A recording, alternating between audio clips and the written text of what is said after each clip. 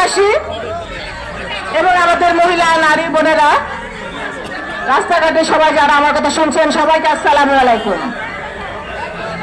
আজ আপনারা শুনেছেন, পেপারে পড়েছেন, ইউটিউবে দেখেছেন, ফেসবুকে দেখেছেন, 8 বছরের একটি শিশুকন্যা আসিয়া মাগুরায় কিভাবে তাকে তার বোনের শ্বশুর এবং বোনের স্বামী তাকে ধর্ষণ করে মৃত্যুসজ্জা ফেলে দিয়েছে। সেই মেয়েটির এই ধর্ষকদের ফাঁসির দাবিতে আমরা আজকে এই প্রতিবাদ সমাবেশ করছি। আমরা এই ধর্ষকদের ফাঁসি চাই, দৃশ্যমান ফাঁসি, দৃশ্যমান শাস্তি চাই। ওই জেলখানায় নিয়ে যাবেন 6 মাস পরে, 1 বছর পরে একটা শাস্তি দিবেন, আমরা সেটা চাই না। আমরা চাই হাজার হাজার লক্ষ লক্ষ জনতার সামনে তাদের ফাঁসির কাজটা ঝুলিয়ে রাখা হোক। আমরা দেখেছি গত পরশুদিন ইয়েমেনে 2 বর্বর জানোয়ারকে, একটি শিশু বাচ্চাকে ধর্ষণ করার প্রতিবাদে জনসম্মুখে লক্ষ লক্ষ মানুষের সামনে তাদের মৃত্যুদণ্ড কার্যকর করা হয়েছে। আমরা চাই বাংলাদেশে এটি কার্যকর করা হোক। আমরা চাই না যে আড়ালে থেকে এগুলো করা হোক। আর আপনারা বলছেন 180 দিন, 3 মাস, 6 মাস কেন লাগবে? যেগুলোর প্রমাণ থাকে না সেগুলোর জন্য প্রমাণ সংগ্রহ করার জন্য হয়তো সময় লাগবে। এটা প্রমাণ চাক্ষুষ, প্রমাণ ঘরের মধ্যে, প্রমাণ হাতের মধ্যে। এটা তো 1 ঘন্টা 2 ঘন্টার মধ্যে এটা বিচার হয়ে যাওয়ার কথা। তাই আমি আপনাদের এই সরকারকে বলছি, উপদেষ্টা সহ প্রধান উপদেষ্টা হিসাবে আইন উপদেষ্টা সবাইকে বলছি, আপনারা অনতি বিলম্বে এই কালক্ষেপণ করবেন না। আমি মনে করি অন্তত 3 দিন বা 7 দিনের মধ্যে আপনারা এই বিচার দৃশ্যমান করুন, জনসম্মুখে ফাঁসির কাজটা ঝুলান। যদি আপনারা 2-1টা এই বর্বর জানোয়ারকে ফাঁসি দিতে না পারেন তাহলে এই ধর্ষণ বেড়েই যাবে। ধর্ষণ কিন্তু আগে ছিল না।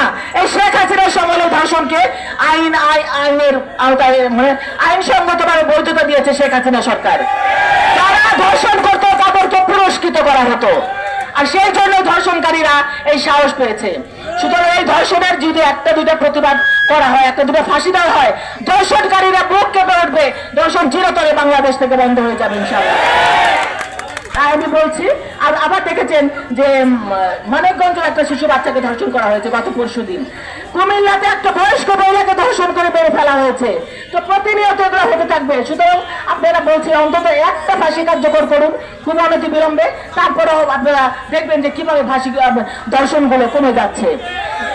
এই 8 আর 9 আসনের জনগণ প্রত্যেকটা সময় দলের দুর্দিনে, দেশের দুর্দিনে রাজপথে থাকে এবং বলিষ্ঠ ভূমিকা রাখে, নির্ভীকতার সাথে প্রত্যেকটা পরিস্থিতি মোকাবেলা করার জন্য রাস্তায় নেমে আসে। আমি সেজন্য আপনাদের ধন্যবাদ আর কৃতজ্ঞতা জানাই। এবং আপনারাই চেয়েছেন এই আসিয়ার ধর্ষণের প্রতিবাদ জানাতে একটা প্রোগ্রাম করার জন্য। আমি সেই জন্য সবাইকে নিয়ে একটা প্রোগ্রাম করার চেষ্টা করেছি। আমি জানি আমাদের এই এলাকার মানুষ দেশনেত্রী বেগম খালেদা জিয়ার কান্ডারি, দেশ নায়ক তারেক রহমানের কান্ডারি, ধানের শীষের কান্ডারি।